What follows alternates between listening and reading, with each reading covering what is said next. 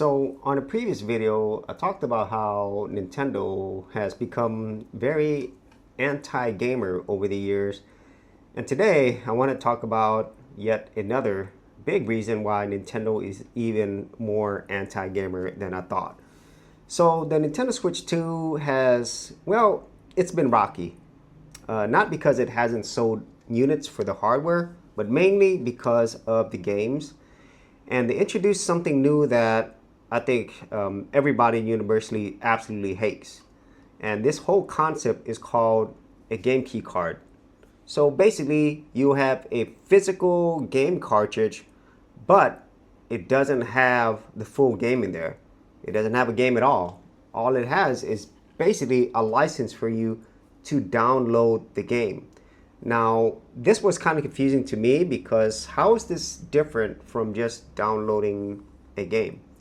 Well, the difference here is that you could actually lend this, sell it. It's very similar to a physical game, but the difference is there is no full game in here. So you kind of have to have this game key card or license to actually download the game. And so it's not exactly like just downloading a digital game because that is tied to your account. But it's kind of like a hybrid. And in this case, it's just the worst. I don't really see any real advantages to having this because first and foremost, you don't have a full physical game. You don't have a game at all. All you have is a license to download the game.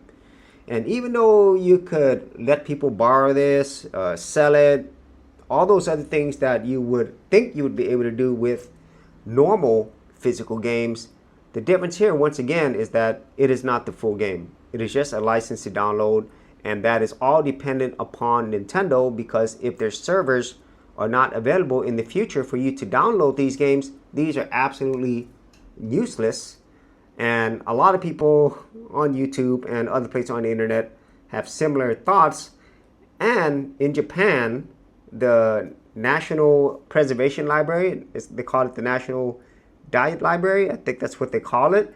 They're basically not going to consider the game key cards for game preservation because, well, there is no game on it. And so it's not even just normal everyday gamers. It's actually really large preservation libraries from Japan that are saying the same thing. This is from Famitsu.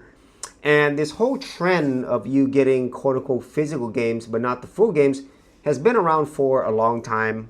I think Microsoft has been the leader in doing that. I think ever since 2019, and even before that, I think Valve did this with Half-Life 2 a long time ago. And we kind of sometimes, I would say, forget about that, where you buy a physical game and once you get it, you still have to download other parts. So basically, you don't have the full game and you can't play it potentially in the future without downloading some other license, other parts, other things that requires you to check in or download it from their servers. And all of these things equal basically a horrible experience for the gamer. They don't own their games. They don't control a lot of what's going on. Plus, who knows what else that they're going to do to these games or services in the future. And there's absolutely no guarantees that whatever you quote unquote bought will still be available or still be owned by you in the future.